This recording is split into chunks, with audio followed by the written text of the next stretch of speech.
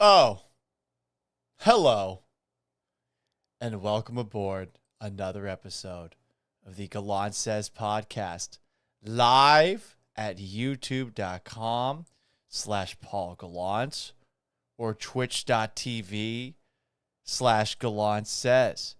You can also get this show in audio form after the fact. It's better in video. It's better when you can interact with it, but you can do it that way too on Apple Podcasts, Spotify, Google, Stitcher, and SoundCloud. Today is Wednesday, October 11th of 2023.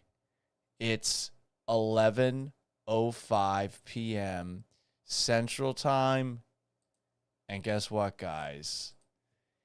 Yet again, the Houston Astros are on to an American League Championship Series to officially join the playoffs, because that's when the playoffs actually start. Let's hit the music, bitches! Why did they argue the umpire's call? Why did the fielders crash into walls? Why do you think the pitchers throw smoke? Why do you think they go for broke? Who says it's only a game? Who says it? Why do the catchers wear iron masks? I don't know. Why do they dive for the dive on the I glass? also don't know. Why do they go head first into home? Why do the losers feel all alone? Who says it's only a game? When you wanted to give it all you got, the war's not over till the final shot. It's Pride and glory and fame. Who says it's only a Who says it? game? We're not done yet. Why do you think they call them spikes? Why do you think they call them strikes? Yeah. Why do they give it more than they've got? Why? Why do they always reach for the top? They want to make a Who 7 says straight it's only a ALCS? game? Astros baseball. Who says it's only a game? They got to bring that song back full time. That is the Astros cocaine song. It's time to celebrate, people. It's a little bit difficult for me to do it because I have sworn to a month of sober October. But I was out earlier this evening at Wakefield Crowbar with a bunch of ESPN 97.5 and 92.5 listeners. Got to hang out with them. It's so much better to watch a game at a bar. And yeah, obviously you watch a game in a stadium. It's good, assuming that Astros fans actually are awake. But this was a lot of fun. Sat down with a couple of listeners. We shot the shit for a while. Very, very, very violent high fives were exchanged. And once the Astros won, a sarcastic round of "We Want Houston" echoed throughout the bar. I had a great time tonight. I hope you guys, wherever you are, hope you had a great time as well. Pablo comments, youtube.com/Paul Gallant. Twins and twins. Well, they wanted Houston. They got Houston, as Martin Maldonado said. Tim Batchelor says, lucky number 7. Isn't it fucking crazy that they have done this? Now, I'm blessed as a sports fan. Those who do know me know I'm a bit of a wanderer across the United States. Grew up in Massachusetts, went to high school in Florida, college at Syracuse, Houston for 8 years, Seattle for 2, back here in Houston. We're getting close to 2 years back in town. Growing up watching the Patriots, I never thought I would be able to see a run of dominance firsthand on that level in sports ever again. And again, the Astros do have a little bit of ground to go because that's a 2-decade run that we're talking about. But you can actually say in the most condescending and douchey manner that the first round of the American League playoffs doesn't begin until the American League Championship Series. Isn't that just fucking awesome? And all these people are going to say, like, oh, you cheated. Oh, there's trash cans and buzzers. All you got to say is like, well, you can be better about that. We're just going to focus on next year, getting back to the American League Championship Series. Dave's not here, man. 713 says, how about those Diamondbacks? You know what? How about everybody not named the Houston Astros. The Diamondbacks swept the Dodgers. The Rangers, who the Astros will play in the ALCS, swept the Orioles. And the Phillies, who killed the Braves 10-2 in Philadelphia, have a 2-1 series lead on Atlanta. I saw an article that Ken Rosenthal, I believe, wrote, and to us, it sort of reads as bitching and moaning about the changes that have been made in baseball's playoffs, adding a team, and I guess the prolonged breaks that teams have to deal with before playing some of these teams in the wild card round who can get hot. Well, there was one team who took care of fucking business this round, and of course it was the Houston Astros. Demikos _Senko_9 says, we're all Astros. It's true. So true. And he says, pew, pew, pew. Elmer, sorry, I'm going to butcher your name. Hui Kokia says that John Boy Media are dead inside. It must kill them to see the Astros winning. Well, I think last year they tried to sell pro Astros merchandise, which I think anyone from Houston was like, are you fucking kidding me? It wasn't even good stuff either. They should have talked to someone who's fashion conscious like myself for perhaps tips and advice. Anyway, what else we have here? YouTube.com/Paul Gallant, Twitch.tv/ESPN 97.5. Just kidding. This is the Twitch.tv/Gallant says. The ESPN 97.5ers are in here. Justin Verlander's clubhouse speech was awesome, full of F-bombs. You know what? I haven't actually seen it yet, but I was on my way back from Wakefield Crowbar. I was driving and doing a Twitter space with John Granado, Lance Zerline, Josh Beard, Michael Connor. I was doing that while driving, and I was told that, yeah, there was a good speech by Verlander, and I think that every single girl that I follow on Instagram who likes sports has put that up in their IG. So let's talk about what happened in tonight's game. I'm not going to lie. I was pretty nervous about what kind of Jose Urquidy we would get tonight. I really was. I think that you're kidding yourself if you thought that he would be able to give the Astros what he gave them. But much like last year, where he pitches just one game for the Astros in the playoffs against the Seattle Mariners, he comes in, he gives the Astros 3 innings in that 18-inning game against Seattle. He comes into this game having not pitched a whole lot this season, a stretch from April 30th through August 6th where he did not pitch at all, and follows up a pretty damn good outing that he had against the Arizona Diamondbacks. That was a bit of a surprise, just given the rest of his season. 6 innings pitched in that game, 3 walks, 2 strikeouts along the way, just 2 hits to help the Astros ultimately win the American League West. But tonight, yeah, he allowed a home run to Royce Lewis in the bottom of the first, and I was nervous. I'm like, oh shit, are they going to have to actually turn to JP France early in this game? And no offense to JP France, which has been a fun story this year, but I am not expecting him to continue to do the things he was doing earlier this year. I think he has come back to earth a bit. Maybe next season will be a little bit different. But Urquidy went out there and fucking balled, was throwing some filthy shit. Seriously. And it's a little bit difficult to watch a game at a bar without the context of the broadcast in the background telling you what's going on. Although, I mean, the broadcast on Tuesday was talking about shadows and about sweepers and about fantasy football in the 9th inning. But you didn't really need an explanation to know that what Urquidy was throwing out there was just fucking filthy.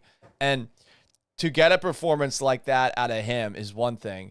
To get the lights out performance that the Astros bullpen gave after Urquidy left the game, after allowing his second home run, that home run to Julian, who looks like Baker Mayfield if he really went crazy with waxing his eyebrows, which, by the way, I don't do.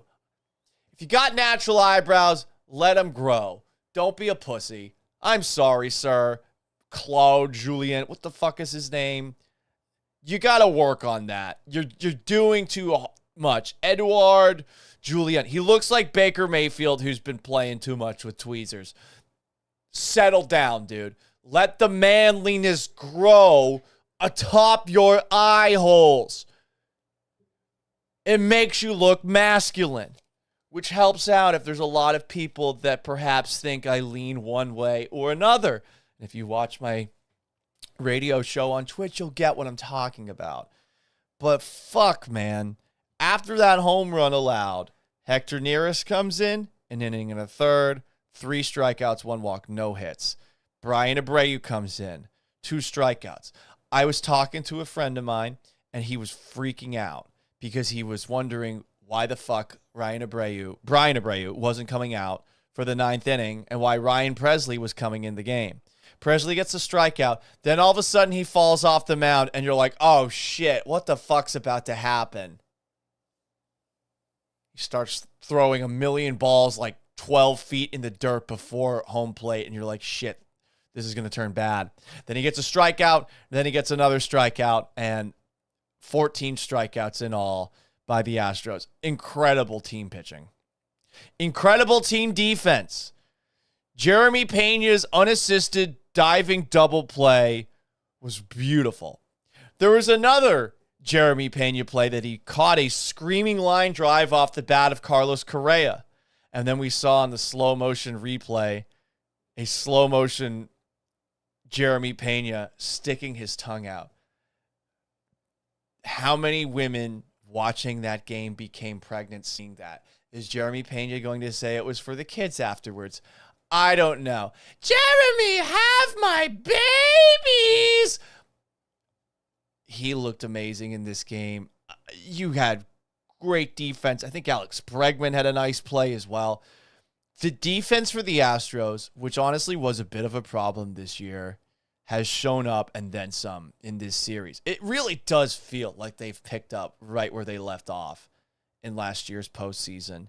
The pitching is doing more than you expect outside of this start by Framber Valdez, but Verlander's given you more than you probably expected out of him in a postseason game. Christian Javier gave you more than you expected out of. Jose Urquidy gives you more than you expected out of. And the Astros hang on to this one because not Jose Altuve, not really Yordan Alvarez, not Alex Bregman, not Kyle Tucker. No, they get it done because of the guy that Jose Abreu put 5th in the lineup. The guy who Jeff Bagwell constantly told us to look at the back of the baseball card with. I thought Jose Abreu would be a big addition to the Astros offense this offseason. Even looking at some of those numbers, metrics that seemed to indicate that his power numbers were declining, I truly believed that Abreu would have a good year. It was more years 2, years 3 of the contracts that had me more nervous. I'm going to ask the same question I asked you last night. 3 years, $58.5 million. With this home run,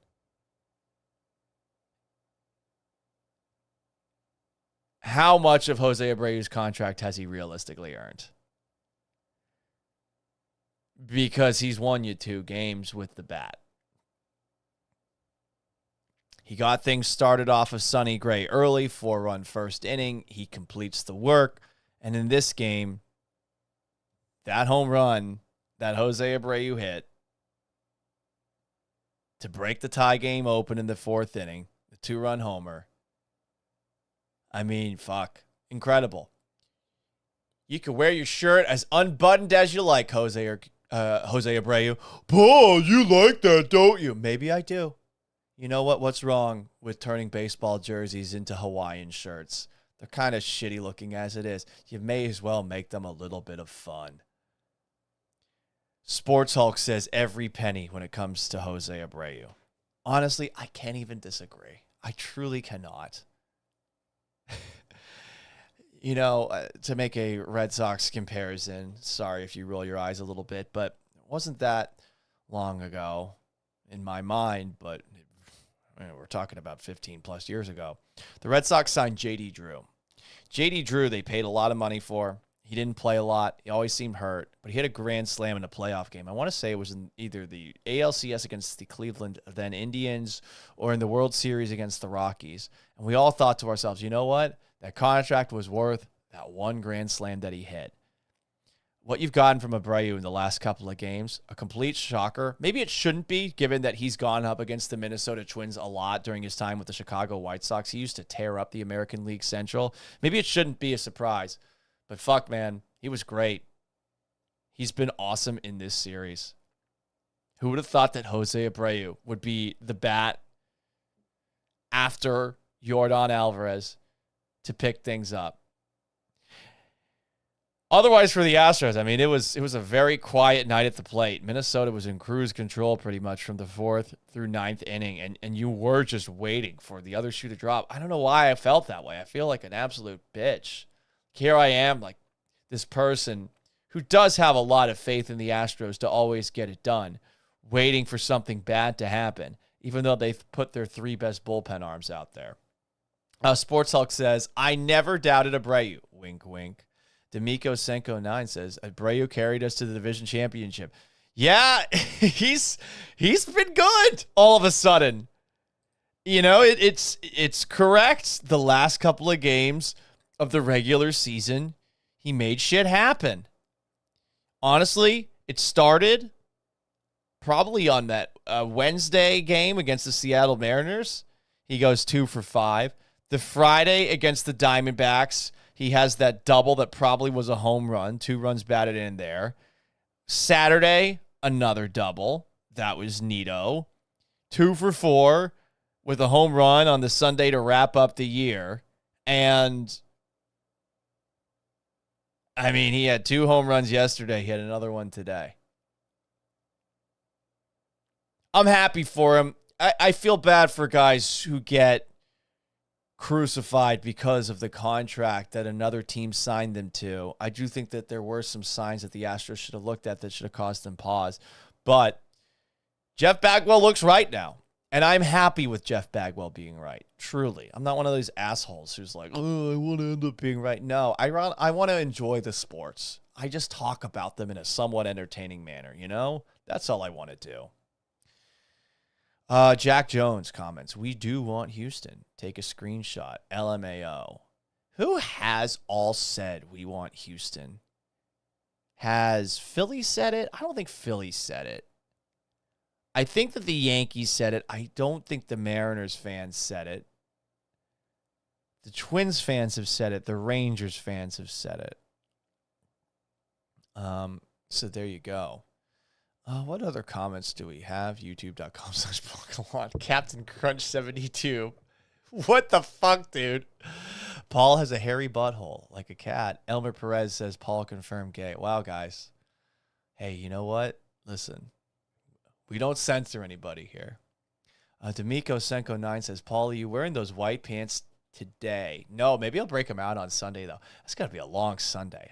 I think now that the Astros have won, I can actually go to ACL on Friday. I do want to see the Foo Fighters. I've never seen them live before, so I think I'm going to go see them on Saturday. And then I think I'm going to be driving back early Sunday morning since I'm not drinking, since I'm not doing anything sinful. I should be able to drive back, go from there to the Texans game against the Saints, go from there to Minute Maid Park. Am I going to make it through the whole day? Should I perhaps pick my battles? Should I perhaps not go to the Texans game? I wonder. More comments here. YouTube.com/Paul Gallant or Twitch.tv/Gallant says. Sainor Milk 1 says, as a Twins fan, I am proud to lose to the greatest team in the history of baseball. There is no debate. Hell yes, Senior Milk. Now, I don't know if you actually are a Twins fan, but I will just co-opt that, and we will put that up when they do the montage showing all the things the Astros did, if they theoretically win a championship down the road, we're going to put that up there. Senior Milk 1 said that the Astros are the best team in the history of baseball. Jesus Santana says, Uncle Mike boosted us with his home run. Yeah, they needed that. It really did feel troublesome after they saw Royce Lewis hit that home run, because I'm thinking to myself, fuck, man, Royce Lewis is going to get another. The Twins had 3 hits today. 2 of them were home runs. Just 3 hits, 14 strikeouts, and only 2 walks. Like, phenomenal pitching by the Astros today.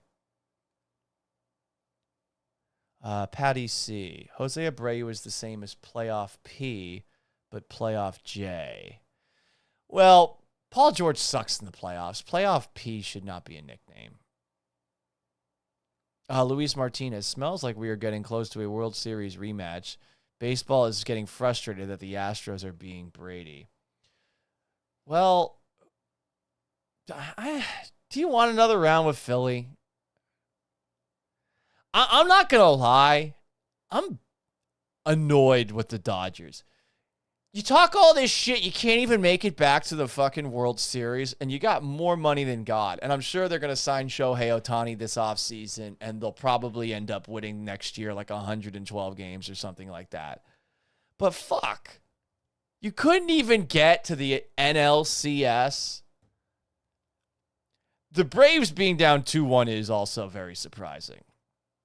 I'm having a hard time believing that Philadelphia can do this 2 years in a row, but we'll see. Loy says, all I know is this is going to be the battle of the I-45. Yeah, because there's no commuter rail yet, or whatever the fuck, the high-speed rail. That doesn't exist yet. Asymmetric Risk at twitch.tv/Gallant says, in Dusty, we trusty. You know what? Asymmetric Risk, I actually just bought that shirt from BreakingT.com.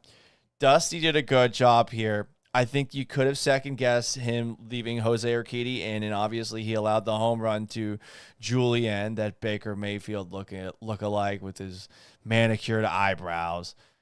But Nearest Abreu again, which I am not going to lie, I was surprised to see him so soon. He pitched on Tuesday. He had pitched on Saturday, so he's pitched in 3 of the 4 games in this series. He has probably been the Astros' best reliever. And Presley looked great. Presley does stress me out a little bit. I know a lot of people have resorted to calling him Stressley this year. It's hard to maintain your dominance as a closer for the entirety of your career. I'm sure a lot of Astros fans would probably say that about like Billy Wagner. If you have it for a while, but all of a sudden you eventually probably lose it. But Presley, that was a turn back the clock kind of game. Mark Games says Bagwell is the shit. Hell yeah. Elmer says no church. No, I don't go to church. I was raised Catholic. I've been to church plenty of times. I don't need to go again. Patty C, do what your heart desires after this stop. Well, we're still not drinking. We're not drinking until Halloween. Sometimes I like to stop drinking just to let myself know that I can. Not that it's a problem. Not that I do it every single day. I just like to know that I've got the discipline to not do something like that for a long period of time. Edgar Garcia says, you're the only person I listen to after the game. Also, a little tipsy you are. Honestly, I'm more tired. And it's for the lamest reasons. It's because before I went to Wakefield Crowbar, and my voice is a little bit hoarse because it was loud in there. I was yelling a lot. Before I did that, I went to hang out with 2 of my best friends at El Tiempo on Washington. And I didn't drink there either. I'm just tired of all the socializing today. And here I am socializing again with you, which I love to do. Senior Milk. Okay, yeah. Senior Milk is just saying, as a insert other fan base. As a Rangers fan, I am proud to lose to the greatest team in baseball history. How many Rangers fans do you think are going to be there at Globe Balls Field or whatever the fuck it's called? How many fans do you think are going to be there? Honestly, I feel like there's a pretty good chance that it's like at least 30% Astros fans. Now, let's take a look. Let's take a look at the Cowboys schedule.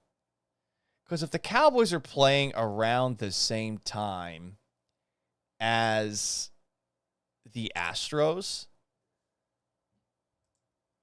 excuse me, as the Rangers, I feel like more people, time has yet to be determined.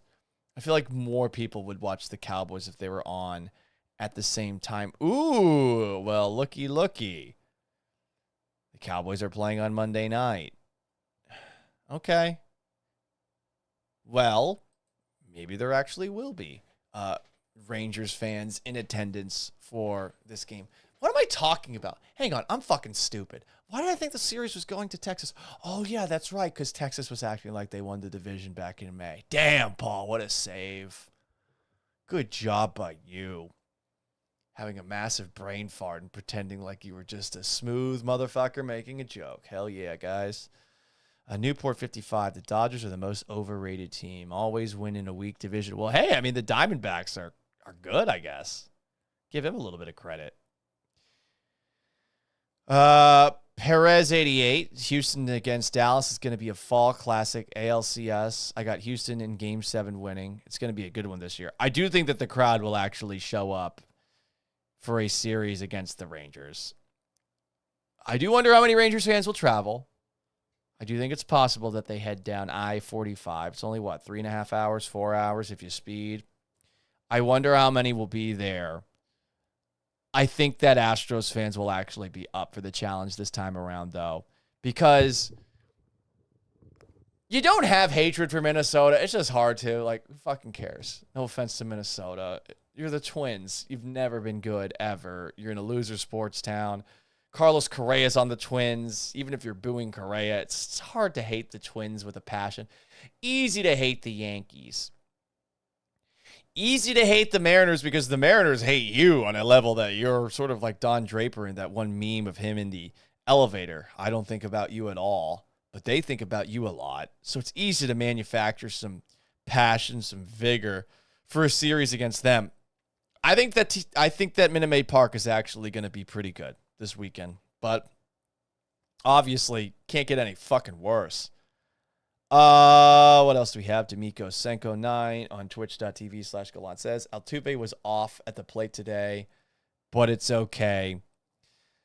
He wasn't off on the plate against the Rangers. Shit, what? He had 5 home runs and 6 at-bats or something like that? I don't know why there's no start time D'Amico Senko. I don't know what that means. Is that some sort of thing that I'm saying aloud that I'm missing the meaning? I don't know. Pablo says, I went whenever Houston swept them and blew them out. It was about 60% Rangers and 40% Astros fans in Globe Life. Yeah, I think the Astros fans will probably travel pretty well for this series. YouTube.com/Paul Gallant. Nate Svabata asks, why is it so hard to guess your age? I am 34 years old. Boom. The gray in the beard has definitely not helped. This is my playoff beard. I am shaving this fucking thing as soon as I get to Halloween for my Halloween costume. I hate how the grays grow in, and I don't want to do the I don't want to dye my hair ever. But there's grays up on top too. Dave's not here. 713 says you need a drink, buddy. Yeah, I do. But guess what, guys? Guess what? I'm gonna wait. D'Amico Senko says, or a bump. Hey, that's illegal, sir. Anyway, I don't really have much more to say as far as breaking this game down, but I will be talking about this all morning long tomorrow. If you haven't listened to my radio show, ESPN 97.5 and 92.5, you can. It does have a podcast as well, and I post clips from the show to this very YouTube channel. If you haven't subscribed to the YouTube channel or Twitch channel that I have, what the fuck are you waiting for? That was aggressive, but I think necessarily aggressive. I am so much better on video. But the problem is, the video that they want me to do on TV, I've got to behave. So I will be on Fox 26 tomorrow as well, but I won't be cussing. I'll just be smiling. Oh, shucks, fellas. Hell, the Astros, they took down the Texas Rangers today, and you just got to say about Jose Urquidy, he's just a really fine young man and a very good pitcher. It's also available in podcast form, Apple, Spotify, Google, Stitcher, and SoundCloud. I love you guys. I'm very happy that the Astros are once again officially in the playoffs because they don't start till right now. So long. Farewell. Have yourselves a wonderful Wednesday. A lot more of me tomorrow. Until then.